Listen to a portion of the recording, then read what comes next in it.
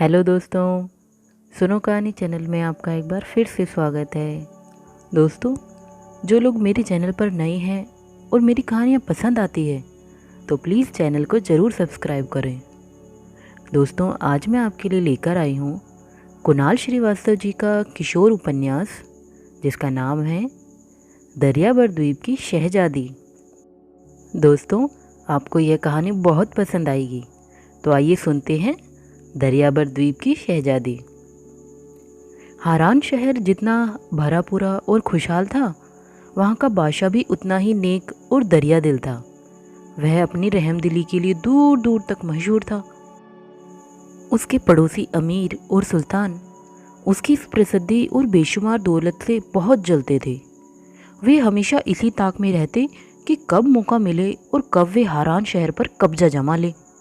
लेकिन हारान का बादशाह दयालु होने के साथ साथ चतुर और बहादुर भी था। यही वजह थी कि हर बार उसके दुश्मनों को मुंह की खानी पड़ती। आखिर हार हार कर पड़ोसी राजाओं ने सोचा, क्यों न हम कई राजा एक साथ मिलकर हारान पर हमला करें। अकेले अकेले हमारी फौज हारान की इतनी बड़ी फौज के सामने टिक नहीं पाती, लेकिन जब कई राजाओं की फौजें एक साथ मिलकर हमला करेंगी तो हारान की फौज को गाजर मूली की तरह काट फेंकने में बिल्कुल ही देरी न लगेगी। इस बार लड़ाई काफ़ी लंबी चली। दोनों ओर की फौजें जी जान से लड़ रही थीं। दिन भर भयंकर मारकाट होती और रात भर दूसरे दिन की लड़ाई के लिए तैयारी। फौजें सचमुच गाजर मूली की तरह कट रही थी दोनों ओर की। लेकिन हारान के बादशाह ने हिम्मत नहीं हारी। उसके सिपाही भी अपने देश की आज़ादी बनाए रखने के लिए जान पर खेल गए और जैसा कि हर बार होता था, इस बार भी उन्होंने दुश्मनों को मार भगाया। विजयी बादशाह अपने शहर में लौटा। खूब शानदार स्वागत किया गया। चारों ओर जलसे मनाए जाने लगे। सारा शहर सजाया गया। राजमहल में बड़ी बड़ी दावतें दी गई। मुट्ठियाँ भर भर अशर्वियाँ लुटाई गई। घर घर में रोशनी की गई। सारा हारान शहर जगमगा उठा। लेकिन बादशाह को जैसे कोई खुशी नहीं थी। वह महल के एक ऊंचे बुर्ज पर बैठा नगर में हो रहे जलसे को बुझी बुझी आंखों से देख रहा था। उसका चेहरा हमेशा की तरह उदास था। पास ही उसकी 50 बेगमें बैठी थी, पर बादशाह उनके साथ भी हंस बोल नहीं पा रहा था। बेगमें उसे खुश करने के लिए तरह तरह की बातें कर रही थी, पर बादशाह मामूली सी हूँ हाँ करके रह जाता। आखिर बेगम फिरोजा हिम्मत करके पास आई। वह कुछ देर तक बादशाह के उदास चेहरे की ओर देखती रही। उसे लगा जैसे बादशाह सलामत अंदर ही अंदर किसी चिंता से गले जा रहे हों। क्या बात हो सकती है? बादशाह को आकर कमी किस बात की है? फिरोजा बेगम ने झुककर बादशाह की कीमती पोशाक का दामन चूमा और डरी डरी आवाज में पूछने लगी, आज तो खुशी का दिन है, लेकिन आप गमगीन हैं। क्या बात है? कोई तकलीफ तो नहीं महसूस हो रही? शाही हकीम को बुलवाऊं? बादशाह ने टालने के लिए फीकी सी हंसी के साथ कहा, नहीं नहीं, हकीम की ज़रूरत नहीं है, मेरी तबीयत बिल्कुल ठीक है। फिरोजा बेगम ने कहा, फिर आप इस तरह चुप चुप क्यों बैठे हैं? आपने इतनी बड़ी लड़ाई जीती है, फिर भी।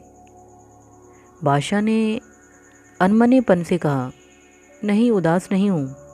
मैं तो बैठा बैठा शहर में मनाए जा रहे जलसे को देख रहा हूँ। तुम लोग भी खुश हो, मेरी फिक्र न करो, मैं ठीक हूँ। फिरोजा बेगम को लगा कि बादशाह कुछ छिपा रहे हैं। वह यह सब सिर्फ टालने की गरज से कह रहे हैं। अंदर ही अंदर कोई गम है जो लगातार बादशाह को खाए जा रहा है। उसने कहा, आप जैसे नेक दिल बादशाह बहुत ही कम होंगे। रियाया आपसे इतनी ज़्यादा मोहब्बत करती है कि आपका इशारा होते ही वह दुनिया की कीमती से कीमती चीज़ लाकर आपके कदमों में पेश कर देगी। आपको अपने दिल की बात छिपानी नहीं चाहिए। अगर आप अपनी तकलीफ़ बता दें तो हमारे वजीर ज़रूर उसे दूर करने का कोई ना कोई उपाय सोच लेंगे। बादशाह ने दर्द भरी आवाज़ में कहा, इस तकलीफ़ में बेचारे वजीर या हकीम कुछ नहीं कर सकते बेगम, और यह तकलीफ़ भी सिर्फ मुझको ही नहीं, तुमको भी है। हमारी 50 की 50 बेगमों को यह तकलीफ़ है, वजीरों को और रियाया को भी है, मगर अफसोस कोई कुछ कर नहीं सकता। शायद खुदा पाक की यही मर्जी है। बादशाह की उदासी का भेद खुलते देखकर बाकी 49 बेगम भी उसको चारों ओर से घेर कर खड़ी हो गई। लेकिन बादशाह ने जो कुछ कहा उसे सुना सभी ने, पर समझ में किसी के नहीं आया। 50 बेगमें एक दूसरे का मुंह ताकने लगी। वे फुसफुसा कर पूछ रही थी, क्यों बेगम, तुम्हें कोई तकलीफ़ है? मुझे तो कोई तकलीफ़ नहीं है भाई। भला इतने खुशमिजाज शोहर के होते हुए तकलीफ़ हो सकती है? नहीं बेगम, मुझे भी तो कोई तकलीफ़ नहीं, आइए उससे पूछती हैं। और उन्होंने आपस में सारी बेगमों से पूछ डाला, पर किसी को नहीं मालूम हुआ कि किसी तरह न दूर होने वाली वह तकलीफ़ आखिर है क्या भला। सबने मिलकर तय किया कि बांदी को भेजकर किसी होशियार गुलाम को बुलाया जाए और उसे भेजकर वजीर आला जानिसार से पूछवाया जाए कि उन्हें या बाकी वजीरों को कोई तकलीफ़ है क्या। बांदी गुलाम को बुलाने जाती, इससे पहले ही बादशाह ने हाथ के इशारे से उसे रोक दिया। बोला, जानिसार को भी अपनी उस तकलीफ़ का पता नहीं है। वैसे तुम्हारी तरह सभी उस तकलीफ़ को महसूस तो करते हैं, पर मालूम किसी को भी नहीं है। बेगमों ने हैरानी के साथ पूछा, बादशाह हुजूर, फिर आप ही बताइए ना, आखिर वह तकलीफ़ क्या है?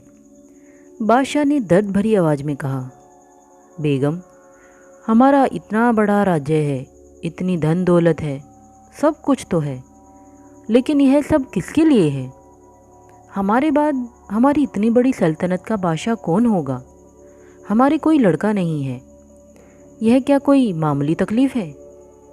बेगमों का चेहरा फक पड़ गया। सचमुच वे भी इसी चिंता में घुली जा रही थी। हर बेगम अकेले में होने पर रो रो कर खुदा से एक लड़की के लिए दुआ मांगा करती थी। बादशाह ने जैसे उनके घाव को कुरोद दिया। बेगमों के चेहरे उदासी से सफ़ेद पड़ गए। कोई कुछ बोल न सकी। बड़ी देर बाद फिरोजा बेगम ने सिर उठाकर कहा, बादशाह हुजूर, यह सचमुच बहुत बड़ी तकलीफ़ है, पर हम सब बेकसूर हैं। हमारी किस्मत में जो लिखा होगा वही होगा, परंतु खुदा कभी गलत नहीं करता। आप इतने दयालु हैं, अपनी रियाया को बच्चों की तरह प्यार करते हैं, उसके दुख सुख में साथ देते हैं।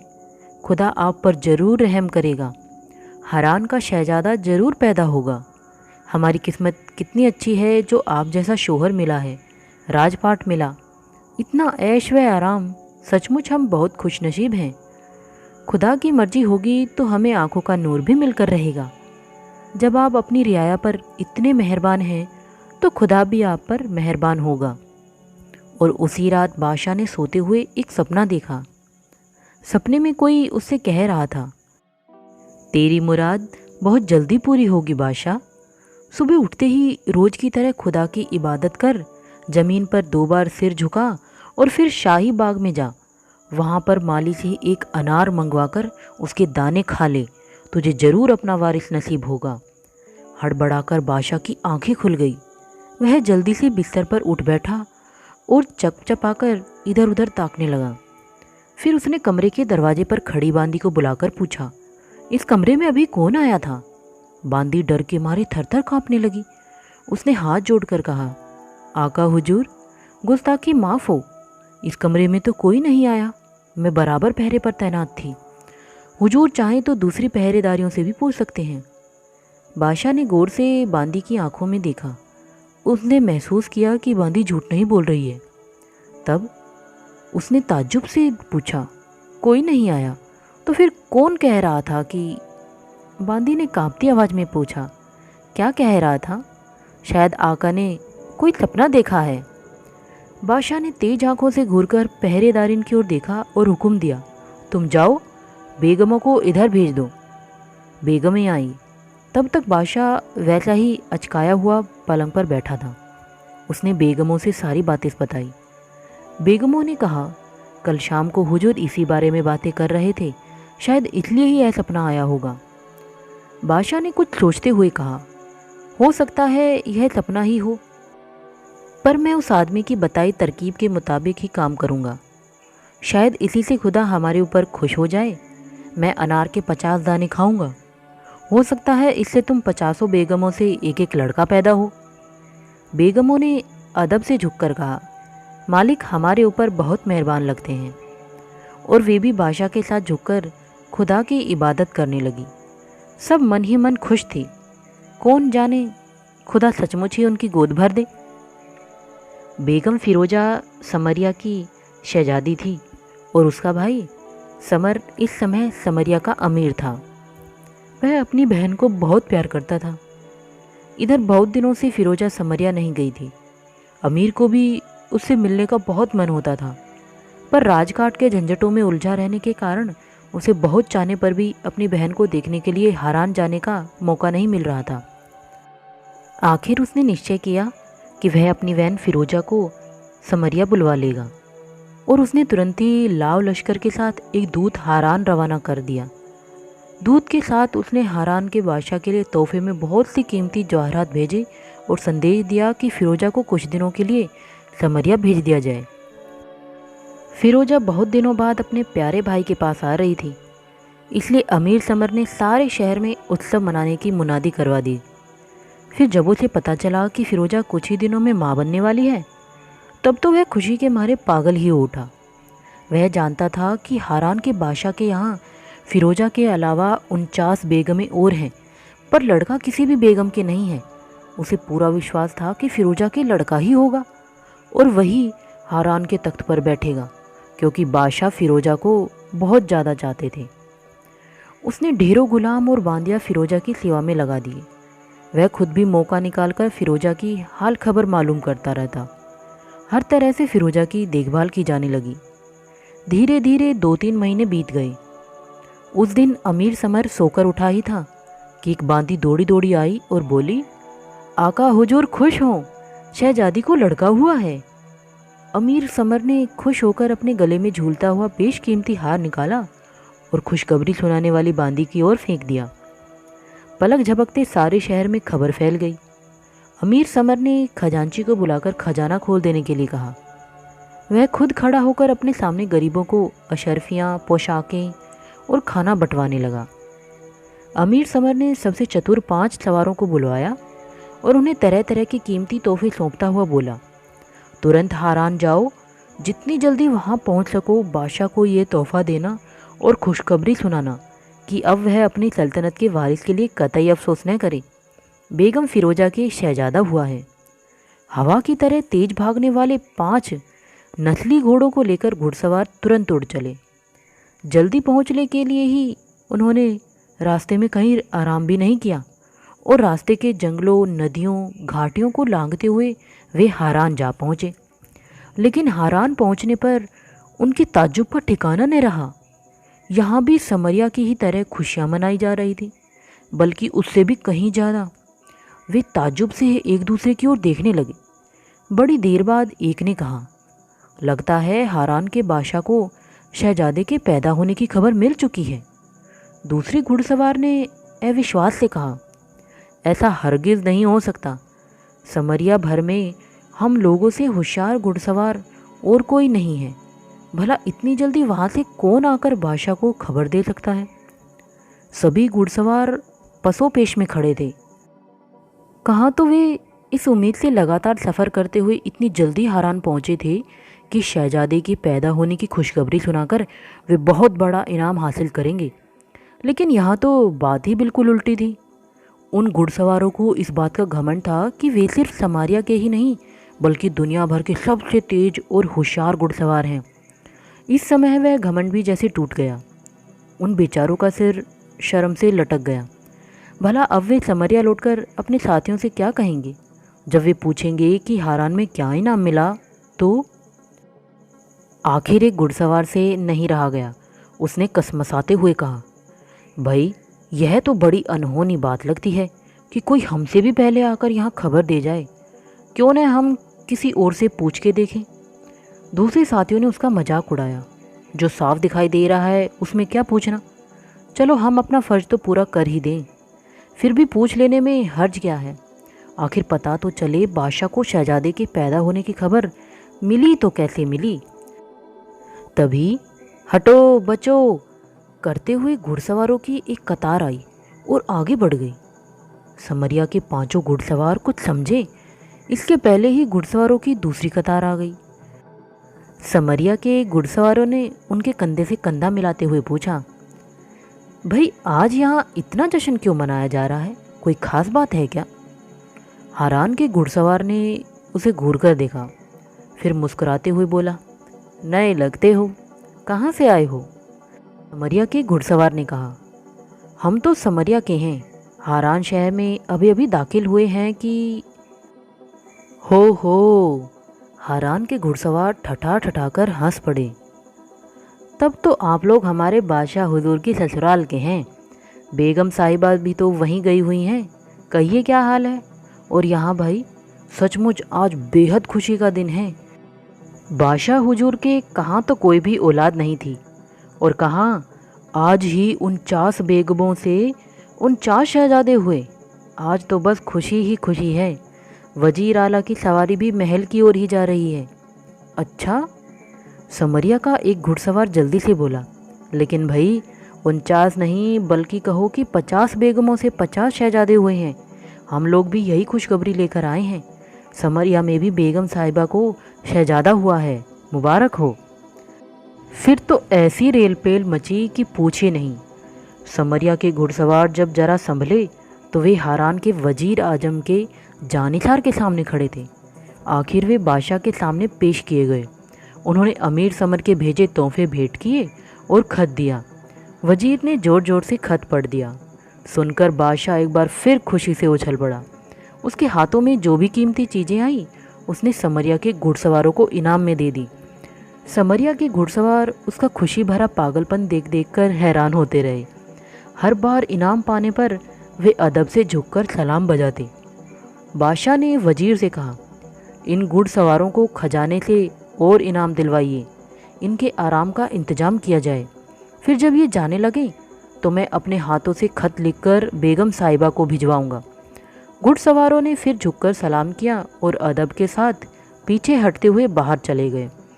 कई दिन बीतने पर समरिया के घुड़सवार जब अच्छी तरह संतुष्ट होकर अपने देश के लिए रवाना होने लगे तो बादशाह ने उन्हें अमीर समर और अपनी बेगम फ़िरोज़ा के लिए 2 खत दिए।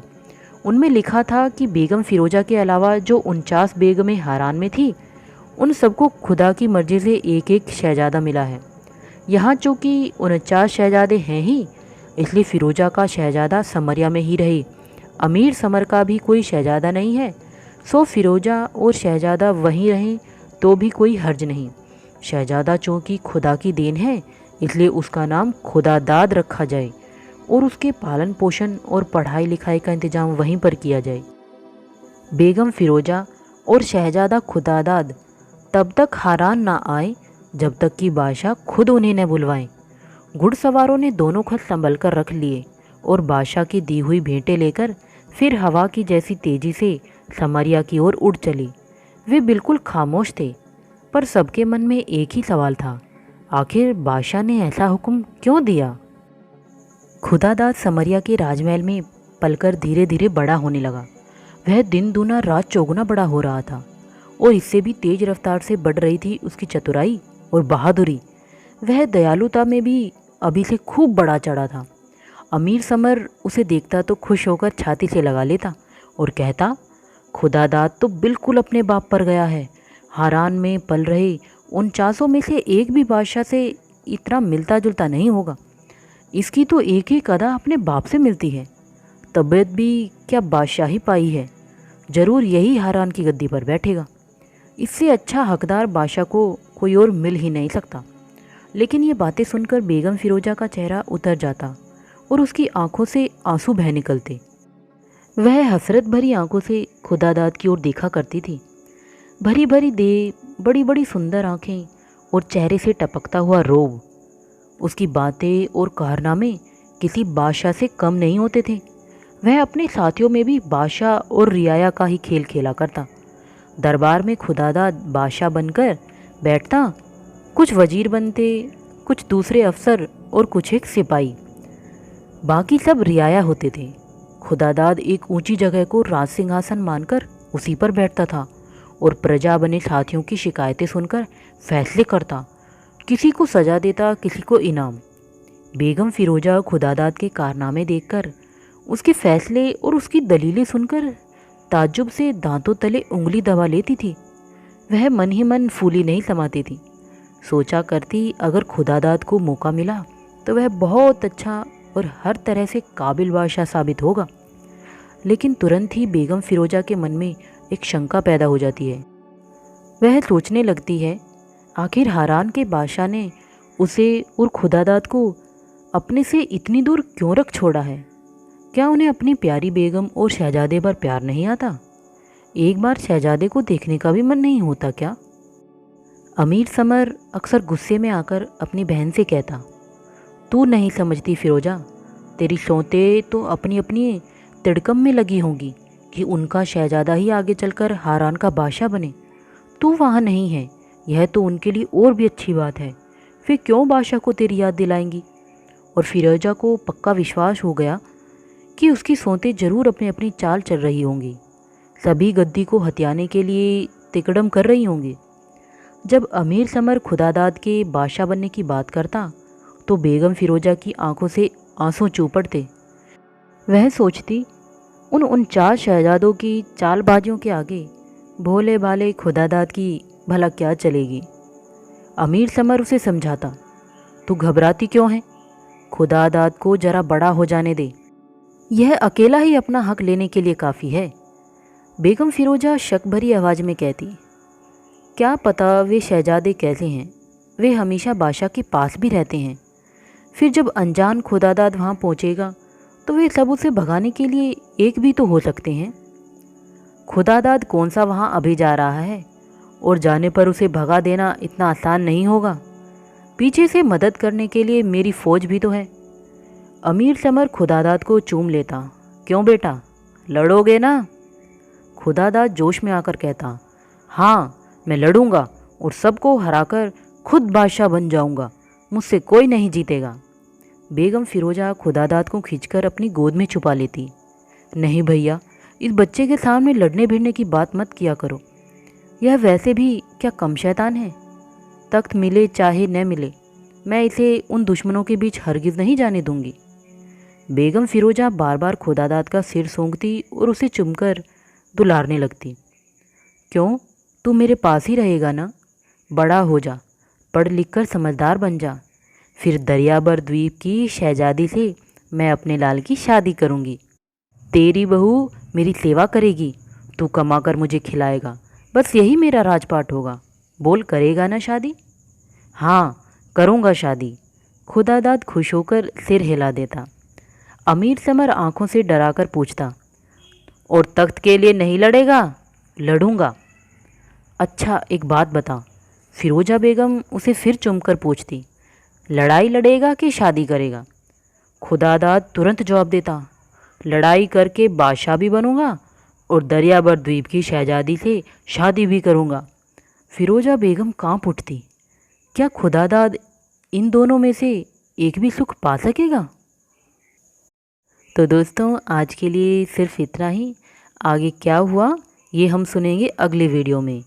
तो चलिए तब तक के लिए गुड बाय।